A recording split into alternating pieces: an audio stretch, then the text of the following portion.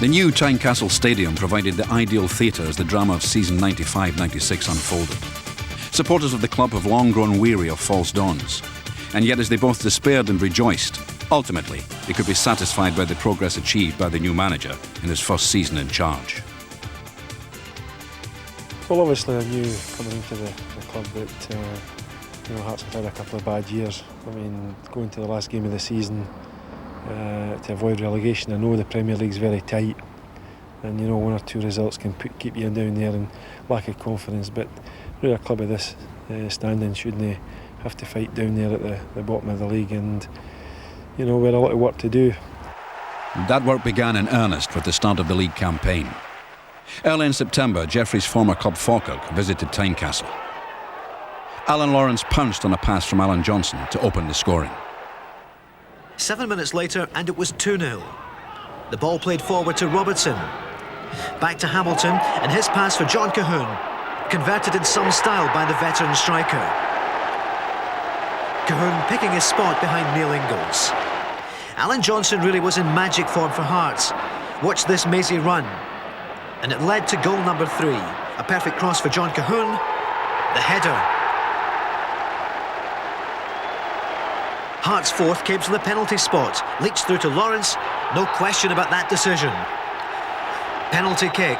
A yellow card for Ingalls. And John Robertson rounding off a great day for Jim Jeffries against his old club.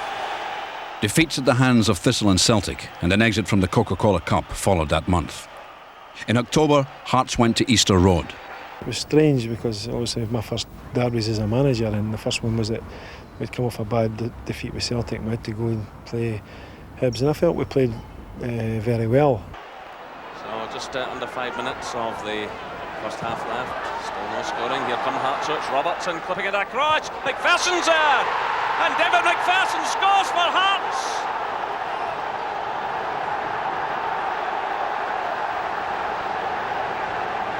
Well, David McPherson looking at the far post and picking his spot beyond Jim Leighton. Well, John Robertson, who's always such a thorn on this Hibs side, providing the cross, and David McPherson not picked up. McGinley sends that one through. It's Gareth Evans, and then comes the substitute, and Graham Donald scores the equaliser for Hibernian. It's well played by O'Neill. That's what he's better at, and Keith Wright is certainly onside.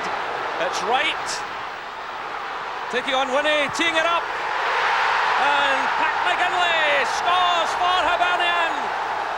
We were leading 1-0 and were comfortable, and then again our lapses came back and we were 2-1 down, but John Robertson has done in the past, popped up with a great goal in the very last kick of the game, and we got a point that we thoroughly deserved on that occasion. Well, when Robertson's inside the penalty area against Hibernian, anything's likely to happen. There's Robertson getting a little touch. Robertson trying to get in the shot. Oh, he's done it! It's unbelievable from John Robertson. He's done it again, and he's set a new record. That's his 23rd goal against Hibernian, and it's a new record for John Robertson. 184 league goals. He overtakes that other Hearts great Willie Bald in the most dramatic circumstances here at Easter Road. Well, he's punished Hibs down through the years. He got in a little touch there with his head. The ball broke back to him. There didn't seem to be any way through, but then he found the opening. In Robbo's own words after that game, it's not over till the fat striker scores. And he proved that he still had what it took to score consistently in the Premier Division, even in his 32nd year. Nipper Lawrence concluded the scoring for Hearts against Raith Rovers with his second goal. A wonderful strike to secure a 4-2 victory.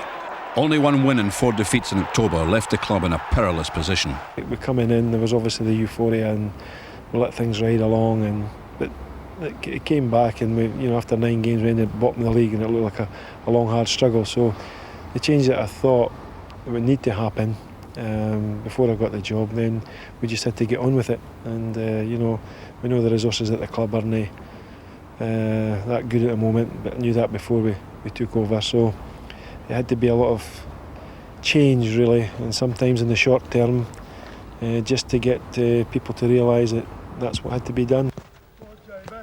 With limited resources and having inherited a somewhat ageing squad, Jim Jeffries and assistant manager Billy Brown had the unenviable task of breathing new life into the team while struggling for survival at the bottom of the table.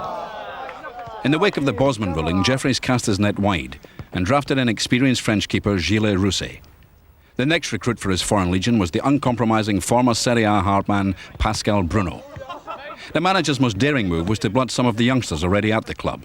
Among them, Paul Ritchie, Alan McManus and Alan Johnson. I felt looking at the youngsters in the club, and I was hinted that maybe they weren't good enough, and I found that strange because when they were young kids, and okay, there's no guarantee that they can go in and play in the first team, but when you look at them as a group, they won the BP Cup, they won the Reserve League title, so they couldn't have been that bad. And okay, maybe their form did dip, but maybe if you've been 2 or 3 years, I've learned that you take players, and if they're 2 or 3 years in the reserves and don't get any light at the end of the tunnel, they need a fresh challenge. They've won the Reserve League title. They see that there's maybe not a chance of them getting through to the first team, and therefore, they lose a wee bit of confidence or a wee bit of hope in themselves.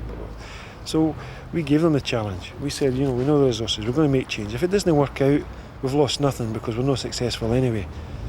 But here's a chance, and you've had a bit of a kick in the teeth early in your career, so I'll give you that opportunity. So you go and show what you can do.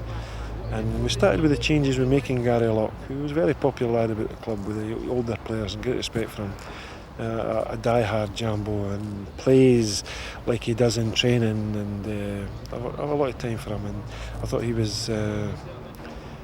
well, he's a tailor-made captain for me, and I think he can handle it at an early age, and there's a wee bond between the young boys as well, and it's great, and the older players have responded to that as well. So we've given them a chance, and we said we would stick by them, and I think if they've got a manager and a backroom staff who believe in them, and they've went out there and they've grabbed that opportunity, and they've turned out to be great. Jim also drafted in Hans Eskilsson, another foreign import, for the first game of November at home to Partick Thistle. Coming off bad defeats to Rangers and Falkirk, supporters were looking for a victory from the new-look Hearts side. The first goal came courtesy of the Jags, after a Johnson ball was backheeled by Robertson to be met by Thistle's Derek McWilliams, who slotted the ball into his own net. The second came from a corner kick. Johnson lofted the ball into the area and John Miller got the vital touch.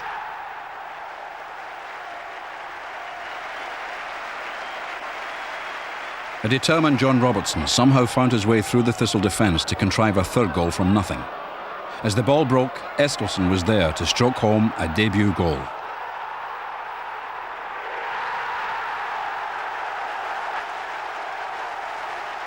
Hibs were about 15 points in front of us, and I said that we had been improving, but I said this would be a great game to win, because I felt if we won that game, I think we could have then made Hibs a target as far as overtaking the league, and it proved to be. And I thought we could have been 2 or 3 up at half time, but Hibs came back at us and we took a penalty, but I think that again was a victory that was deserved. Eskilsson, little lock.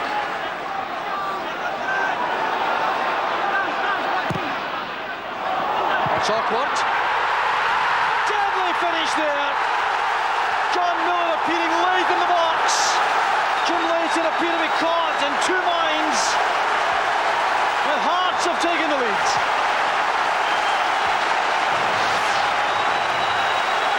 It's a good ball into the box from Gary Locken. There you see a little bit of hesitation from Jim Leighton, his defender, and it allows the forward to nip in there and put it. Excellent taken goal, a real predator strike there.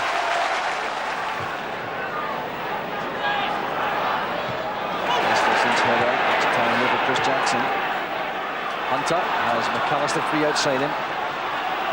Well, this is where Hibs need some movement ahead. Evans has gone to the right. Jackson inside left position. Here's Chris Jackson. Good running.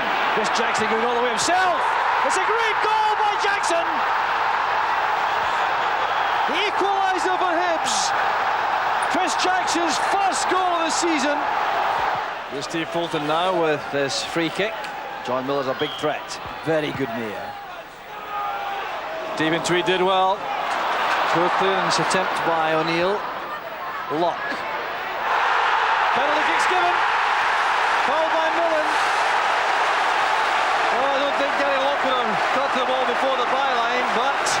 The penalty kick has been given. You'll always get a result if you go and attack defenders like that. And really he's taking the ball past him, and I don't think Andy Bull's got enough fault to complain about because he's wrong-footed him. He slid in when the ball's going behind him, and I think the referee's right.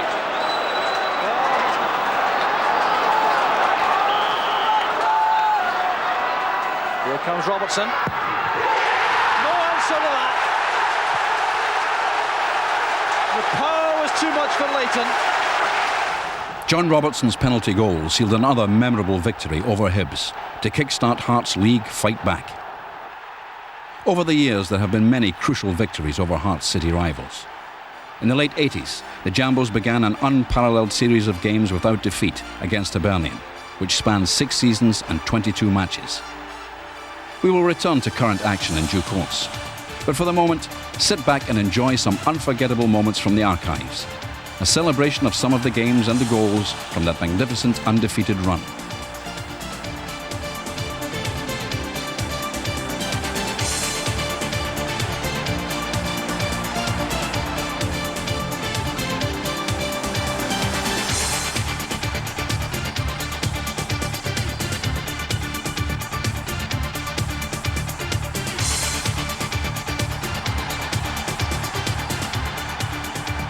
Unfortunate during the time I supported the club that Hibs came out on top, the infamous 7-0 defeat at Tynecastle here. But since I've been with the club, I've been very fortunate that we've had some fabulous games against them, and more often than not we've came out on top.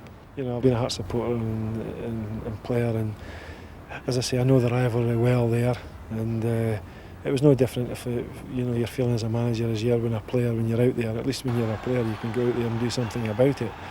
But great games to play in. The Hibs free kick. It'll be taken by Neil Orr. Right to the far post. Up goes Houchin! Magnificent goal from Houchin! He started to repay the transfer fee already. Sheer joy for Houchin. 24 minutes on the clock. Just set back that for Hearts, who have had the better of things in the attacking sense so far. Here's Ian Ferguson. Chance for Galloway. Galloway's back on his feet. Hearts deadly from these positions around the box with Ian Ferguson the main threat.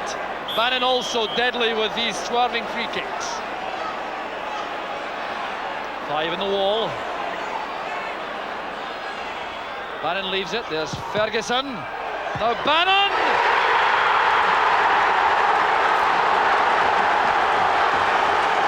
28 minutes on the clock. Hearts are back on level terms. It came from the set piece. Bannon running over the ball. Ferguson shot half blocked by the wall. It broke to the left foot here of Eamon Bannon, and Gorham couldn't reach it. So there's the vantage point for the start of the second half here at Tynecastle. Hearts and Hibs drawing one apiece. A tremendous second half in prospect if the first 45 minutes are anything to go by. Hibs with 2 victories in the league against Hearts this season by 2-1 and 1-0. The 2-1 game was here at Tynecastle. That game a 0-0 draw. So a couple of fine goals in the first half. And Keith Houchin certainly made his mark for Hibs.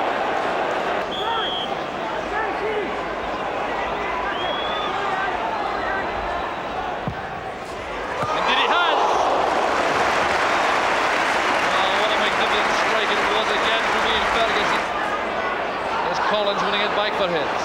Well, that's good play from Collins. Running into that ruck of players in maroon and losing possession eventually. There's Ferguson picking out McKinley on the left. Robertson calls to the ball in the middle. Up he goes. There's Robertson.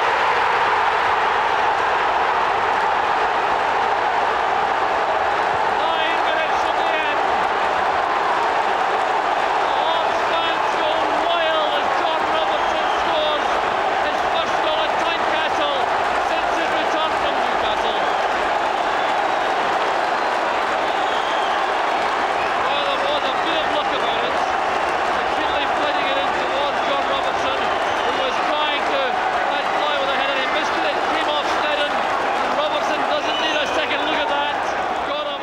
first back here. Somebody's told me it's my 150th first team goal, so it's a double celebration, and obviously the fans will enjoy it more than anything else. It's more spice because you're an Edinburgh lad. You know, this is a big match as far as we're concerned. Myself, Gary Mackay, and equally Eddie May and Paul Kane especially. You know, it's a big game for us boys. We're all born and bred in Edinburgh. It was a fixture which also featured those from further afield. Good swinging ball, that's a goal. Musevic, the Yugoslav, cleanly in, and no wonder the goalkeeper's annoyed about that. Husrev Musevic, dubbed Moose by fans, scored the winner in his one and only derby match after joining the club for £200,000 from Red Star Belgrade. Having been a prolific scorer in Yugoslavia, he never quite adapted to the hurly-burly of Scottish football. You fear that the skills and the creativity to a large extent is being knocked out of the game? Unfortunately in the Premier League, I mean, I suppose I'm biased because I play in midfield, but really, I mean, if you get one touch or two touch in midfield, you're lucky. And today was a perfect example of that. You're helping the ball on, it lands on your feet, and you haven't got time to bring it down and to do something with it. There are exceptions. Paul McStay probably is the best at creating a yard or two for himself. But generally speaking, the Premier League is a very, very difficult league to play in from a midfield point of view and from a forwards point of view too. And that's a pity, I think. It's not really... If you're a purist, I don't think you would enjoy the football played in the Premier League, generally speaking. It is perhaps true of all derbies that skill and subtlety are sacrificed in the fire and fury of the occasion. Nonetheless, with pride at stake and the passion of the supporters at fever pitch, it can make for scintillating entertainment.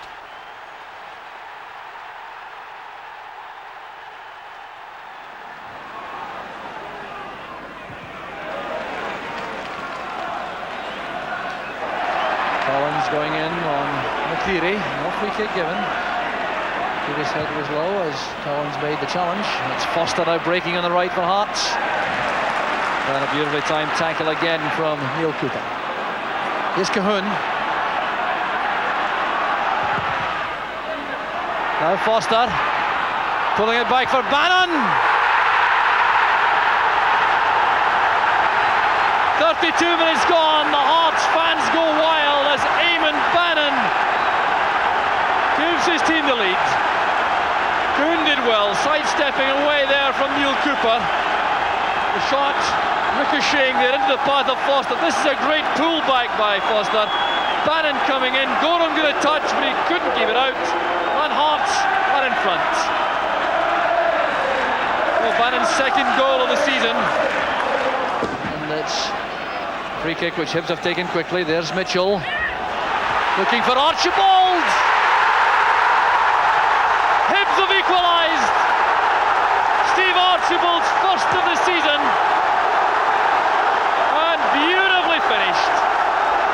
Here was Graham Mitchell turning to his right foot. Now just look at the way Archibald takes this, easing the ball under the crossbar away from Henry Smith. Up goes McPherson. Turned on by Cahoon, but Hibs survive. Beaten again by Kirkwood. Dave McCreary turning it back well for Cahoon. John Robertson. Robertson again! John Robertson at his best. Kane and Archibald setting up this free kick. Off the post from Archibald. McGinley couldn't turn it in. Well, Hibs can scarcely believe it. First and foremost, and same in any game, you want the team to win. You want the team to perform well. There's a lot of games, a lot of derby matches that I've played in that I've not performed as well as I would like, but I've been happy at the end of the game because the team's won. And I think that's the main thing in football. It is a team game. To Weir is a great move from Hibs. Genius from Mickey Weir, and Hibs are ahead in 16 minutes. Bannon wins it. He has McKinley available on the left. Here's Foster. Back with Mackay. Robertson return pass, and Mackay is brought down on the run there. Cooper has stayed on the ground. He appeared to be in the thick of all that, but what a good bit of play this was. Foster to Gary Mackay. Now Mackay tries to play the 1-2 here, and Cooper just stays in his path. That was a bad foul by Cooper. Robertson. Cleanly struck. The wall and Gorham are beaten, and Hearts are back on level terms. 8 minutes from half time. Well, that's a disaster for the Hibs defence, although it certainly was. Beautifully struck by Robertson. And the 20th goal of the season for all Hearts strikers.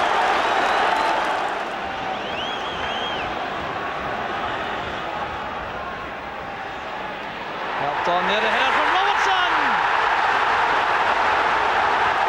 Hearts go ahead 2 minutes into the second half, and the goal machine called John Robertson does it again. This time off the head of McGinley, across to Robertson coming in. Powerful header through the hands of Gorham. Well, a double for John Robertson, and the perfect start to the second half for Hearts. There's no question of what makes them special games, and it's the expectations of supporters and the pressures the supporters put on players. All week people talk about the game, and more than any other game, even than Rangers and Celtic. And it's sad but true that supporters would rather you beat Hibs 4 times than got beat 4 times and had a better league campaign. But that's just the way people are, because they don't want to go into work on a Monday morning and take the stick and the abuse from the workmates that are perhaps Hibs supporters. It is unfortunate that on occasion the game has been marred by crowd trouble as the frustration of supporters boils over. However, it is always what happens on the park that remains the major talking point. Robertson's in there. Robertson doing well. And the deflection, it's a goal for Hearts! Oh, what a disaster for Hibs. John Robertson playing the ball into the middle. Oh, what a record this little man has of causing trouble for Hibs. Andy Gorham looking quite disconsolate. 12 minutes on the clock. And John Robertson cutting into the penalty area, flipping the ball forward and deflected into the net. Cahoon, Mackay, George Wright, and into the far post. McKinley coming in, it's headed behind by Willie Miller. The corner kick to Hearts. And Big Levine going forward along with Alan McLaren. And John Robertson going over to take this one, in fact leaving it now to John Cahoon. Craig Levine there, poised for the cross. Levine with a header and a ball in the net, and it's John Robertson, I think, getting the final touch. Certainly a powerful header from Craig Levine, right through the Hibs defence. Robertson was lurking there. 24 minutes on the clock. Hibernian 0, Hearts 2, and Andy Gorham can't quite believe it. Well, Levine was in plenty of space. The high ball played right across the face of the box. The header, Robertson was there, whether he got the merest touch. But certainly Levine will probably claim that one. Sanderson to Cahoon, to Mackay. Stringing the passes together, George Wright. Away though by Gordon Hunter. Still Hearts keeping on the pressure. Cahoon, good ball through to Foster, he's got Robertson in the middle. John Robertson, what a goal by Hearts! Oh, that was magnificent play. 44 minutes gone, and a classic goal by Hearts, holding the play quite brilliantly. It was Mackay to Cahoon. Forward then to Wayne Foster, using his tremendous pace to get away from Snedden. John Robertson coming in, and the header giving Andy Gorham no chance whatsoever. Well, John Robertson enjoys scoring goals against Hibernian. He does it again this afternoon. Hibernian 0, Hearts 3.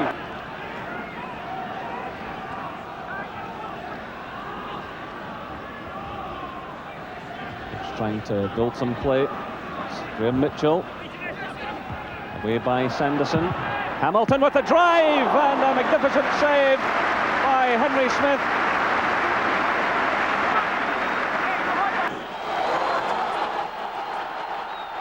By November 1990, Hibs were becoming increasingly anxious about their failure to beat their rivals.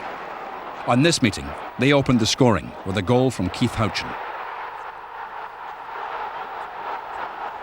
However, their joy turned to despair as John Colquhoun, ploughing a familiar furrow down the right, whipped in a cross, which was spectacularly met by Robbo.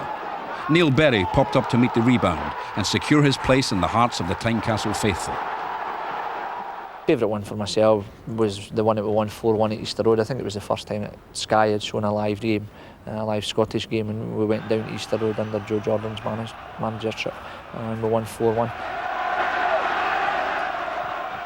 As is often the case in such matches, league form was no indicator of the outcome of these games.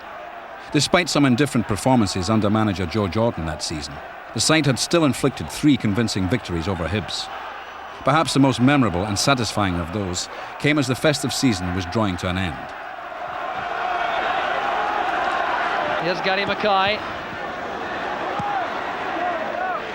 Clearance by Milne. Now Colquhoun is in behind Milne, releasing the ball early. And it's played in by Tosh McKinley. Andy Gorham was unsighted, there's no doubt about that. But Tosh McKinley scores his first goal of the season and Hearts are ahead. Well, there doesn't look any danger at all, does it, when the ball arrives at Tosh McKinley's foot. But I think it is Andy Gorham is unsighted. I think Willie Miller has lifted his foot up. I can't understand why he didn't try and block it, Willie Miller. If you just watch very carefully, he just lifts his leg over it, and that doesn't help his goalkeeper at all. So referee Duncan ensuring that the Hibs wall retreats the required distance. So 4 in the wall. Dave McPherson up with the attack, so is Craig Levine. Colquhoun leaves it to Crabb. Chance for McPherson on the turn. Hearts are 2 ahead. And once again Andy Gorham was rooted to the spot. Well, what an incredible goal for Hearts. It's McPherson's 3rd of the season. Well, once again, you can only fault the defending from Hibs. They've had opportunities to clear it, but Dave McPherson just turns, and the deflection does nothing for Andy Gorham, does it? Yes, and I think the tide is turning against them. They've had 10 or 15 minutes now where they haven't really troubled the Hearts' defence, and they caused them all sorts of problems in the first half hour. And I think Alec Miller will be quite happy now to get his team in the dressing room at half-time, just to get them G'd up again and set them out for the second half. Gorham coming out to challenge with a header. There's Gary Mackay, and Hearts have scored a 3rd. Well, the Hearts fans are jubilant. Andy Gorham cannot believe this. Well, it certainly must be called an error of judgment by Gorham. Well, certainly the flight of the ball deceives him. I'm sure Andy Gorham's coming out to catch that, realises he's going to be outside the box, but what composure from Gary Mackay. Kane forward. Here's Paul Kane again. He has Brian Hamilton going through the middle. Have to time the pass properly. He's onside all right. Hamilton returning it for Kane. And it's an own goal by Gary Mackay. And you wonder if that was the only way in which Hibs would score. Well, it's quite incredible, isn't it, Joe? They can't even get the joy of scoring a goal themselves. Gary Mackay, who had chased all the way back. What more has this game got in store for his job? Good play by McPherson. There's Houchin back defending. And a great goal by Levine. What a magnificent volley by Craig Levine. It's not one of the aspects of Levine's game for which he's renowned, but what a great finish this is. Well, he don't mind losing the sweep, Jock, when there's a goal like this involved. I mean, there's nothing happening, it's a bit of a scramble. Hearts get in a bit of a mix-up there, but what a volley this is from Craig Levine. As you say, not noted for his finishing, but I'll bet he'll remember this for a long, long time. I had the misfortune to score at the Hibs end, but the Hearts end rather, but also scored against them that day. So we won 4-1, and Scott Crabb and myself, Scott who's now with Dundee United, went out and had a couple of drinks after the game to celebrate another famous victory at Easter Road. When it comes to scoring against Hibs, there is one man who is the undisputed King of Hearts. All getting up well. There's Robertson! Typical finishing from Robertson. Hearts are ahead in just 4 minutes.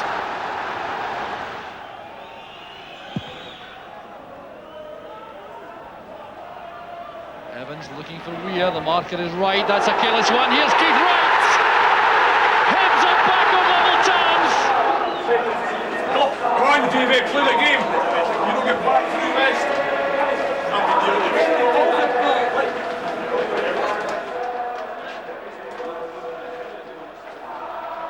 The New Year's Day game of 1992 was extremely significant for Joe Jordan's Hearts side. While looking to extend their unbeaten run to 12 games, Hearts also had the opportunity to claim the top place in the league, above Rangers, at the midway stage of the season.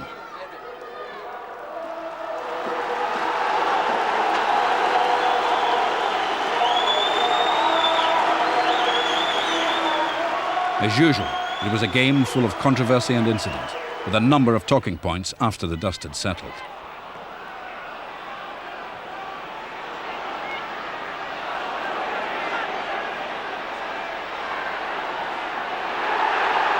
They badly need a victory, and they're hunting a crucial goal here with Tortolano. Oh, and McLaren, nearly an own goal. Is it in? It must be in. Well, David Syme has ruled out another one.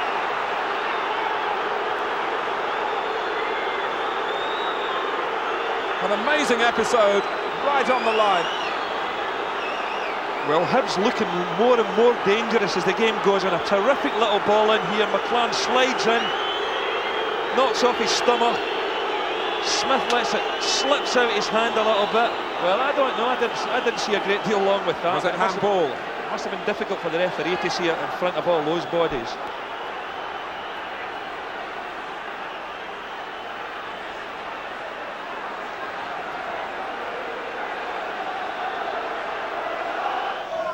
Treated the game, as Joe Jordan has been saying, as though it was a European tie. And here is Ferguson! What an arrival! And really against the run of play, Hearts have snatched the lead in the most dramatic fashion. Ian Ferguson sent on to try and pep things up, and how well he's done it. Well, not a bad substitution here. I mean, it's a long free kick. We were talking about Ferguson's aerial ability when he came on. McPherson flicks it on, but it's actually a great right foot half volley here that comes again Hearts' way. Terrific finish. Long punt into the penalty box. Good flick on from David McPherson. Just goes over the back of the defender's head here. Just waits on it, times it lovely. And a terrific right foot shot right into the top of the net. Well, it's his second goal for Hearts. Weir could be in for an equaliser straight away. It's a great stop by Henry Smith. A magnificent save to snatch the equaliser away from Mickey Weir. Well, I can tell you time and time again this has happened this season. Henry Smith having an absolutely magnificent season. You might have expected Mickey Weir to finish that one. Well, Tommy McIntyre came through the difficulties of taking a penalty in the Skull Cup final. And he scored at a crucial stage against Dunfermline, but if anything, this is more nerve-wracking. It's McIntyre, he's rolled it into the corner. And totally deceived Henry Smith, 1-1. While it is often the goal scorers who make the headlines, there are often others whose heroics are decisive. Darren Jackson, oh, a terrific save by Henry Smith. Oh, Darren Jackson coming so close to his first goal for Hibernian. Great leap there, and what a save from Smith. So Van de Ven, who's just come back into the side after injury, puts away the penalty. Oh, Henry Smith does it again. That is magnificent goalkeeping. Well, Brian Hamilton hit the kick with plenty of power, but Smith, well, two tremendous saves in the opening stages. Jackson against Levine, Van de Ven's in behind him, Mickey Weir running through the middle. Oh, tremendous run by Weir, he must on. Smith has done it again.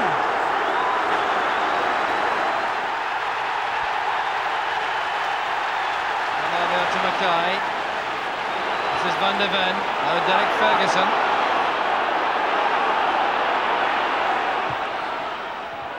Robertson playing it on, there's Beard! The end of the Hearts! 17 minutes of the match gone. Robertson the provider, Baird the finisher. And a great counter-attack it was from Hearts. And look at the quality of the ball played in here by Derek Ferguson.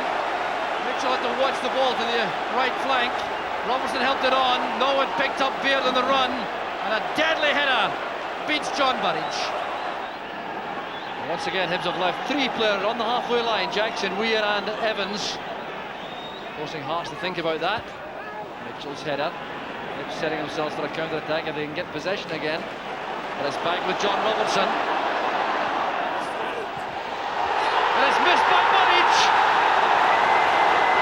Did Ian Baird get a touch?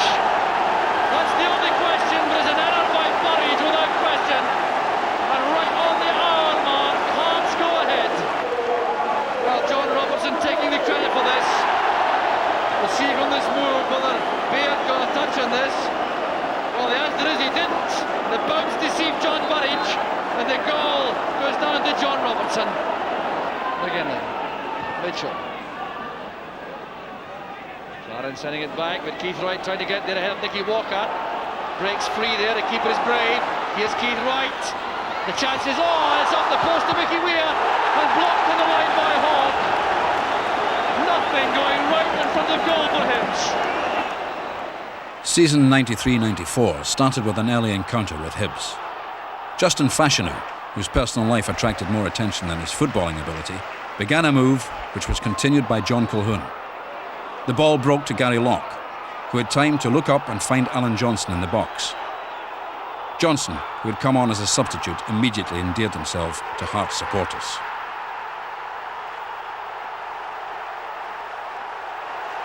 The exciting thing about the goal was that one of our young lads, Gary Locke, supplied a great cross, and Alan Johnson, who the lads here are starting to call Magic Johnson because of his ability, pulled the ball down in the box, cut inside and lashed into the top corner. It's a special game for us. The ground's always full and there's always a great atmosphere, and there's never any football played, but I mean, it's the nature of derby games all over the world, and they are exciting games.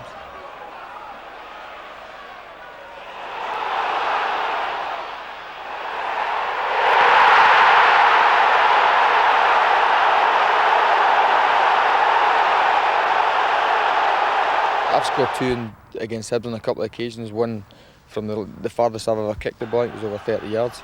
It's the farthest I've ever kicked the ball, so that was satisfying. You've got to earn the right to play in most games, but in the derby game it's really just frenetic and played at such a high tempo and a high pace that there isn't really any time for football. It's usually a physical encounter, and occasionally you'll get one thrown up. That's a classic game, but not in the way of football played, I don't think, because there is so much at stake.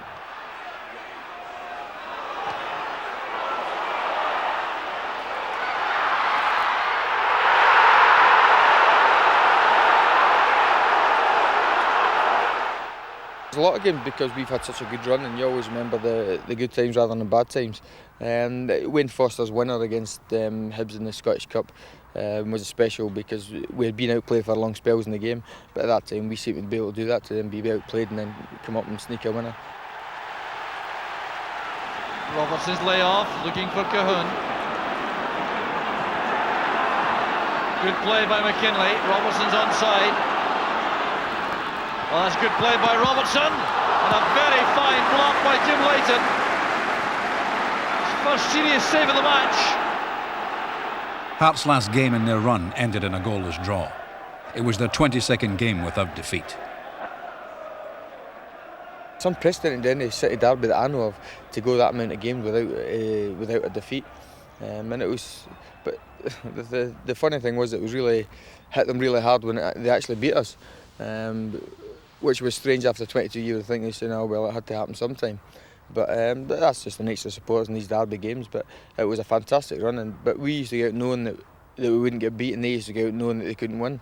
And psychology plays a big part in football, and it is a huge thing. But it's ended now, and every game is just a typical derby game now, and it's impossible to predict. Everybody says that. It's a cliche that you don't know what way it's going to go, and form goes out the window.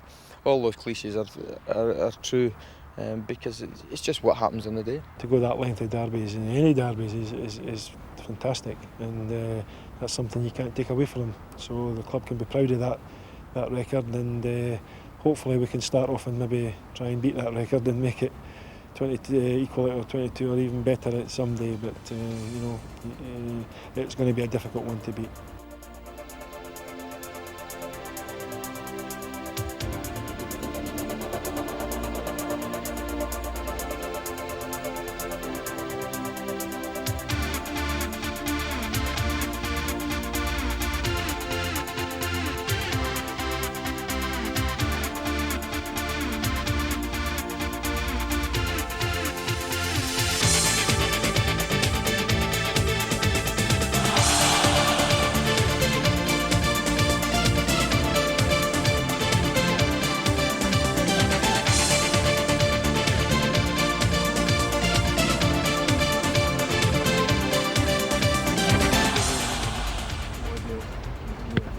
Returning to the action from more recent times, season 95-96 continued towards the turn of the year with manager Jim Jeffries facing an uphill struggle. The achievement, first of all, was turning round the run of bad results that we had up till November. The fact that we were sitting virtually bottom of the league in November is forgotten when you do as well between then and the end of the season. But the manager turned it around with the personnel that he brought in, and also the lads that were already here. After the first quarter, as I said, we're sitting at the bottom of the league, and the second quarter showed that the changes coming in, we started to get a lot of improvement. Hearts began to play an exciting brand of football, with a blend of young and old, homegrown and imported players beginning to produce results. In particular, Hearts' young captain excelled in the role. The season's just went from good to better this season for myself, and at the start of the year I'd just been happy to get myself back into the team on a regular basis, but to be made captain's an extra bonus for me. There was no doubt that the youngsters benefited from the experience of the more mature players. In particular, John Robertson continued to set a good example. He would go on to become top scorer for the 13th of his 14 seasons with the club.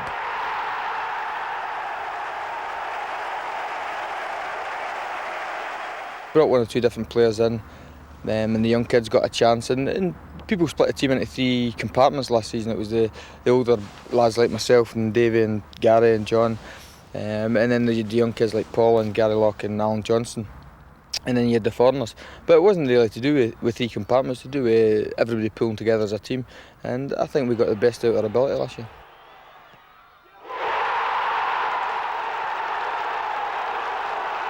It was a squad that had been here a long time and a bit aging, if you like, and we've had to try and change that round, and because you've always got to have a balance with the youngsters, and also you've got to have room for your experienced players as well. So we've managed to do that. I think we've got a lot of fresh legs about the place. I like one or two experienced players. That's a good blend.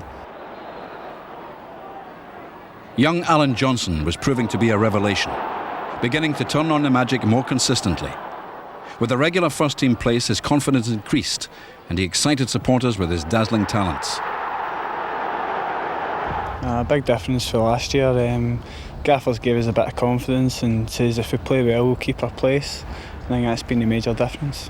He just says no matter what age you are, if you do well, you'll be in the first team, and he stuck by his words. John Colquhoun also benefited from Jim Jeffries' intuitive understanding of players in the game, as he revelled in a more direct role.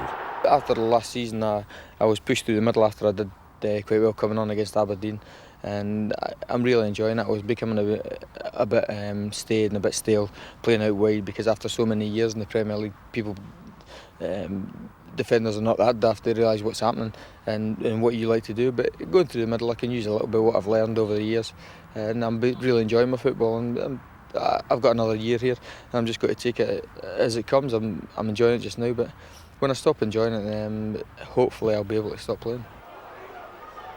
Despite a New Year's Day defeat to Hibs, the Jambos began to chalk up victories where before they had stumbled.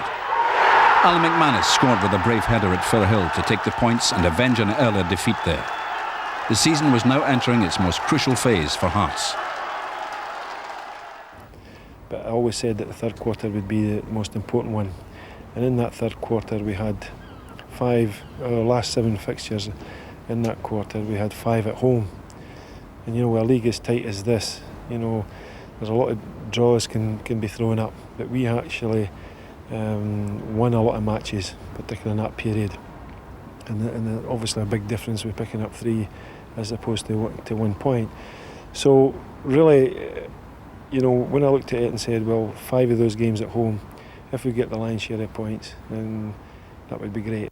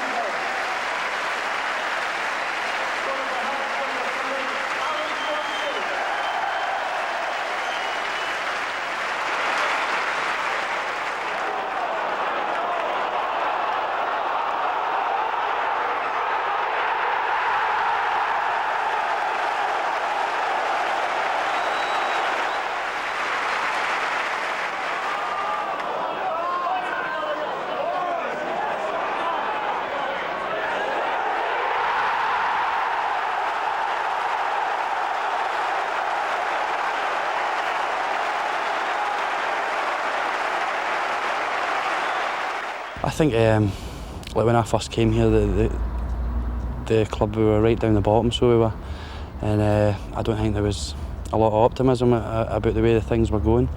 Then the foreigners come in, and like, things have just seemed to gel, and like, I think we just lacking a bit of confidence. Like when I came to the club, and like, we're getting the wins, you know what I mean? We feel confident we can go out and win every game. And the only place we came unstuck was in those home matches with Celtic when we led 1-0 with 14 minutes to go and we lost it.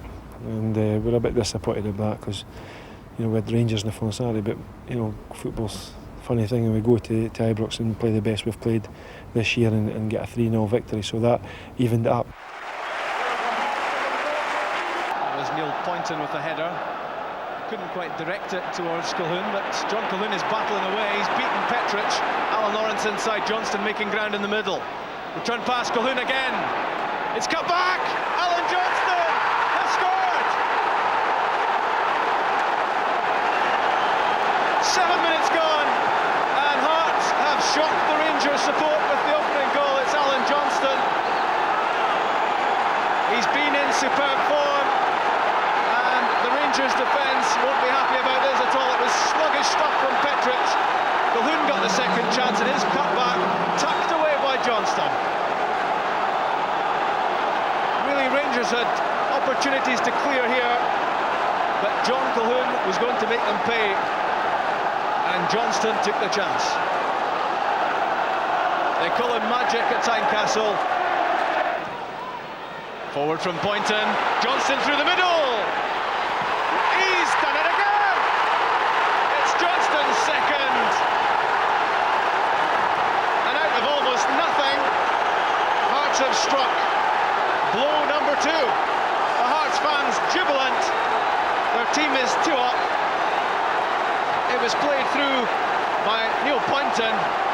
In behind Ian Ferguson was Alan Johnston. The Rangers defence lost him, and that was a superb finish.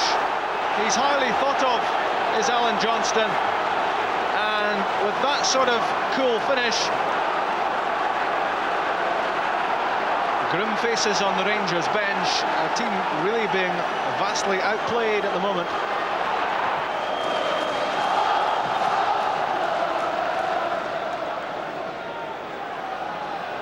McLaren against Colquhoun. McLaren wins.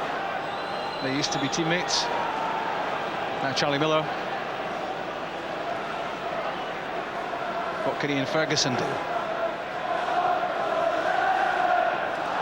Gordon Jury forced to come back looking for the ball. In recent times, he's been getting an excellent service and making the most of it too. There's Poynton through the middle. Alan Johnston, can he score his hat-trick? What a moment for the youngster. Johnston! He's done it! A superb finish from Alan Johnston, and Hearts' victory over Rangers is surely now complete. The Hearts players celebrate.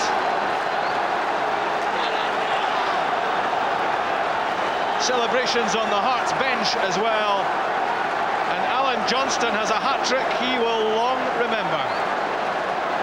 Hooked forward from Poynton. Yet again, Johnston eluding his marker.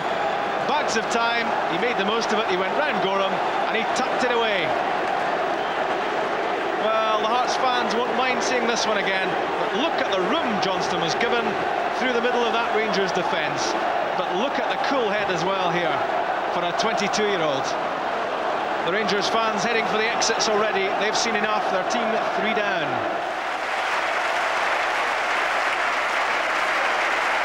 And Alan Johnston that day put on an individual performance that will be very, very difficult for anybody to match at Ibrox. Everything he done was sheer class, and that was probably the game that propelled him into the limelight, and it was thoroughly deserved because he was superb. But overall the team played really well that day, and he was really the icing on the cake as far as his individual performance was concerned. We got the thing right on the day. I mean, it's always a difficult place, and Rangers are capable of scoring 3 and 4 and 5 goals, as we know, against you. So to go there, you know, there's obviously a lot more pressure on Rangers. We're going for the title and things like that. But you know, we're going there with a bit of confidence. We'd played well, as I say, against Celtic in the midweek, and we were determined to try and get something out of the game there.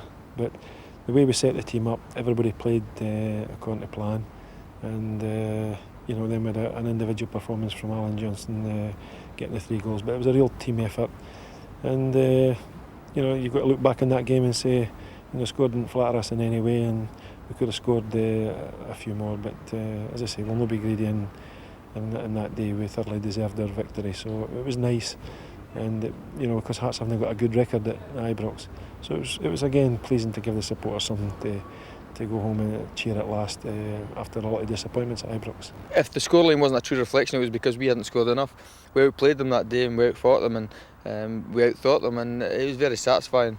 But when it comes down to it, they ended up first in the league and we ended up 4th, and that tells the story of the whole season.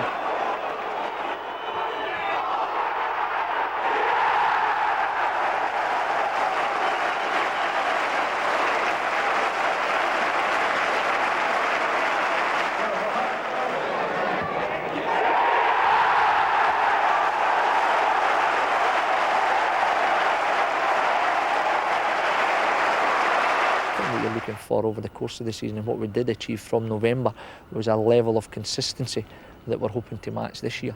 And that's the only way ahead for the club, is achieving a level of consistency as an individual and as a team. The progress on the park continued with 2 consecutive victories over Kilmarnock. Having beaten them 2-1 in the 4th round of the Scottish Cup, they repeated that feat 1 week later with a 2-0 league victory. John Colquhoun and John Robertson were the scorers.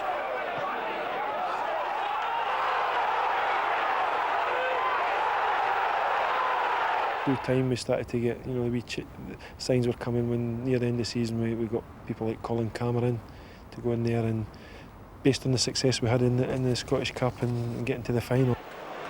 Having defeated St Johnstone and Aberdeen to reach the Scottish Cup final, Hearts faced Cup final opponents Rangers in a league clash.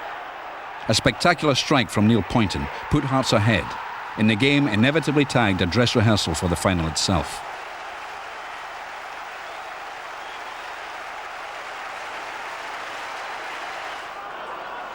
The second goal was scored by that thorn in Rangers' flesh, Magic Johnson. Hearts became the only side, apart from Juventus, to beat Rangers home and away that season.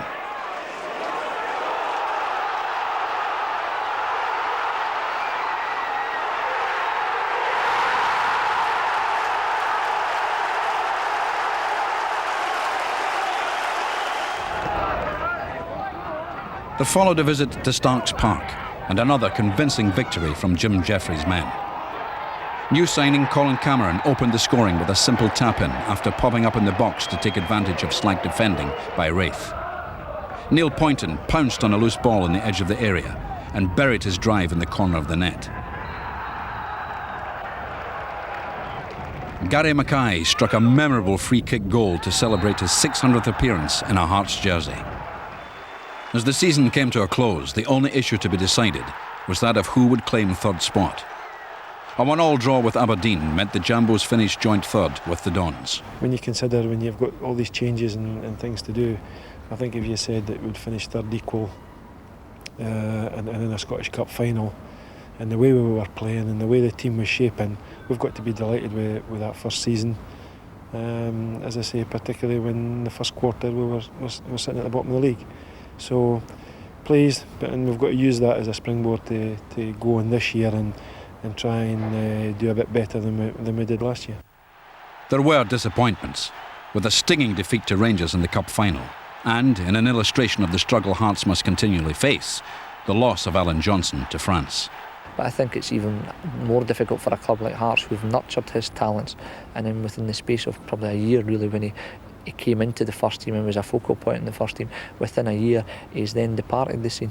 The only positive aspect to come out of last season, as far as the youngsters were concerned, apart from their performances, is the fact that Richie McManus and Gary Locke, who's sadly injured just now, they have secured their futures with the club, and that gives the club a good basis to work on over the next 2 or 3 years.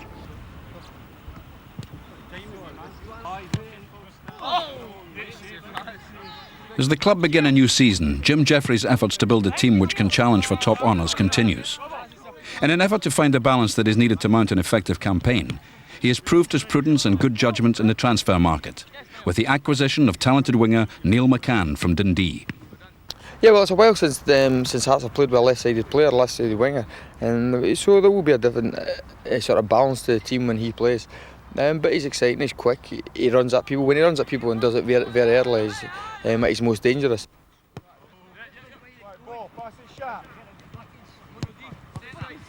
Alan Johnson was the type that excited the people when he was on his game, and you could get supporters, you could see them getting off their seats when something he could create something out of nothing.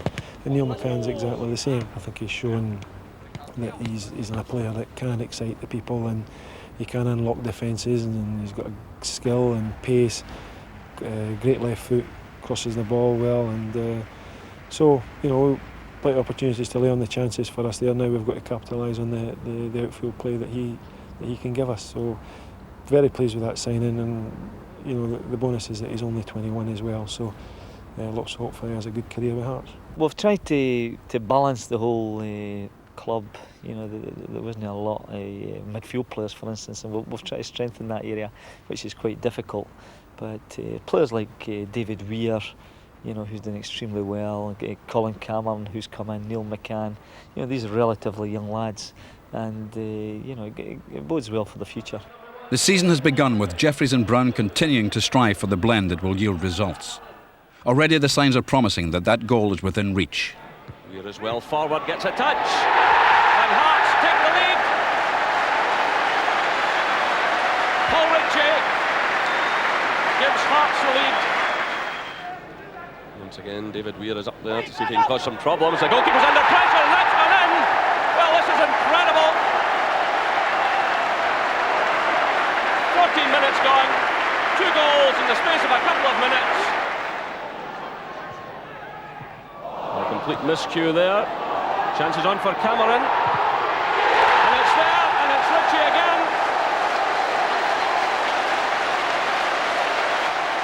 One of Jim and I's aims at Berwick, Falkirk, and since we've come here, is to try and get the team playing attractive football. And if you play attractive football, you know, you get crowds in and people support you. And you'll find that that will come out in your favour in the end. And people enjoy it better, there's a better spirit in the club. And our aim is just to keep on progressing. And we just hope that we can put Hearts where they should be, and that's challenging for every major honour we possibly can. Fulfilment of the management's ambitions is something that they know can only be achieved with the continued backing of the supporters. We're always looking for quality players. We're starting to look further afield now in terms of the European market as well, and we've already done that with Russi and Bruno, and at this present moment another Italian who's on a short-term come. Hopefully he'll work out and we can have him on a longer-term basis. But it's to stick right behind us, because it's far more encouraging to play with a big Heart support behind us, actually supporting the team. This club's been knocked a lot in the last 10 years, and rightly so, because of the fact that you know, the disappointments that they've had. And what's helped is there's been a lot of upheaval at boardroom level and what have you, and we've been in the press for a lot of the wrong reasons. So hopefully last year, as I say, we're in the press for a lot of the right reasons, and we want to continue that and give people in the papers and the media and everything to shout about for things we're doing on the park. And the one way to help that is getting everybody behind each other, particularly supporters, and encouraging and let them see that we're at least giving it 100% to try and bring success to the club. Well, if there wasn't a sense of optimism, would change the people that didn't have that opinion. You know, one thing in football, you've got to be optimistic, you've got to look forward, and you've got to be enthusiastic. And if you're not like that, if you're always looking on the downside, you'll never progress. And one thing we try to breed is good spirit, and you need to be optimistic in any level.